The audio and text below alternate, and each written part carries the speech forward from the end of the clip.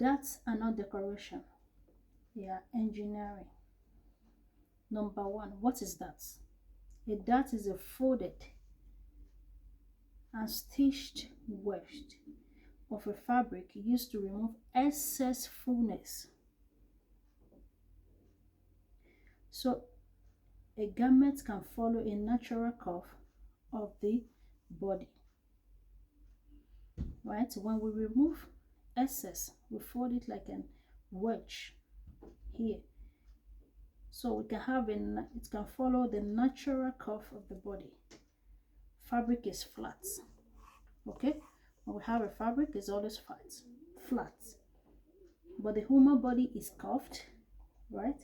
That's at the bridge between the flat fabric and a curved body. When that's are not necessary.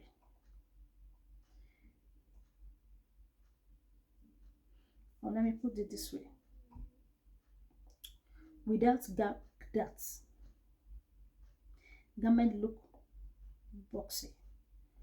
Fabric bunches at the waist.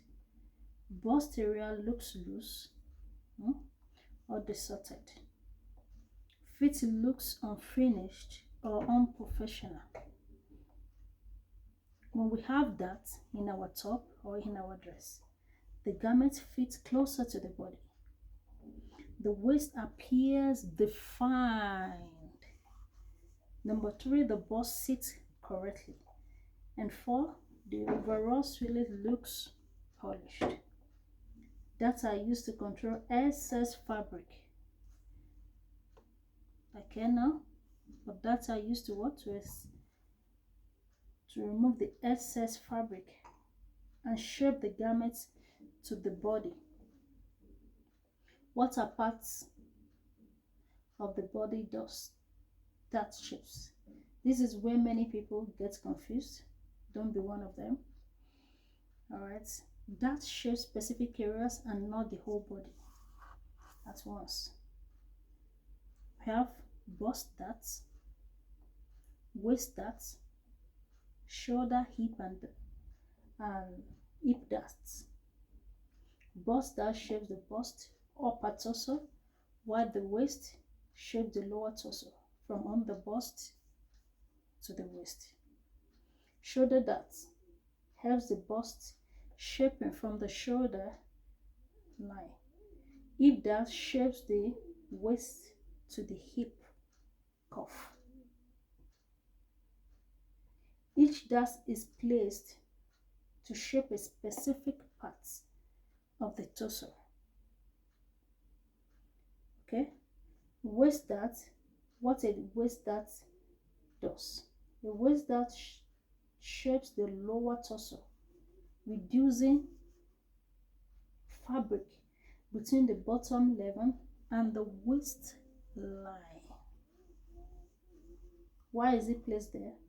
Because the bust is wider, the waist is narrower, and the dart removes the difference in the width.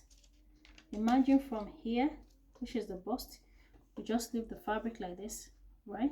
But when we have the dart, it's going to shape it. Now what does that improve? Defines the waist, prevent fabric from hanging straight down, and gives a fitted but clean look. The waist that taper the garment from the bust, eye down to the waist, creating a smooth and flattering fit. Dart anatomy. Every dart has 3 keys.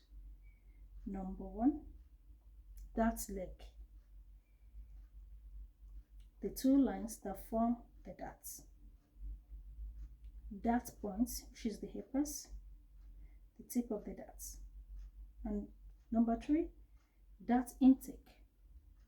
Maybe 0.25 upward, right? So common dart placement rules. These are very important.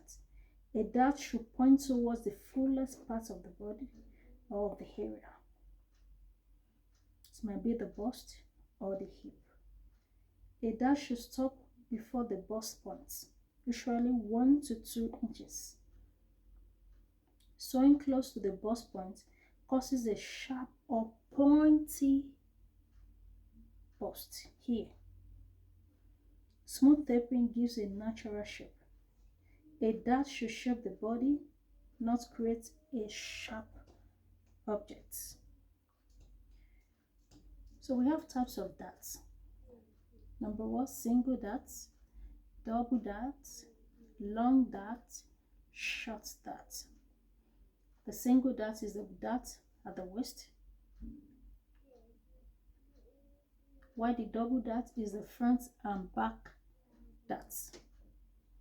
Long darts extend for more shaping, while the short dart is for light shaping.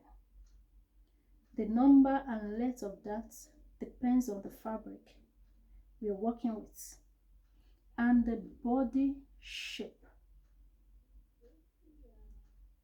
When darts are not used, darts may be replaced with precise seams. Transfer to necklines or armholes. Remove entirely for loose styles or bubu. Remove it. Remove that. If you are sewing bubu, sewing kaftan, you might not need that. Darts are not compulsory, but shaping is. Understanding that is the foundation of good fit. Once you understand that, garment shaping becomes easier and more intentional.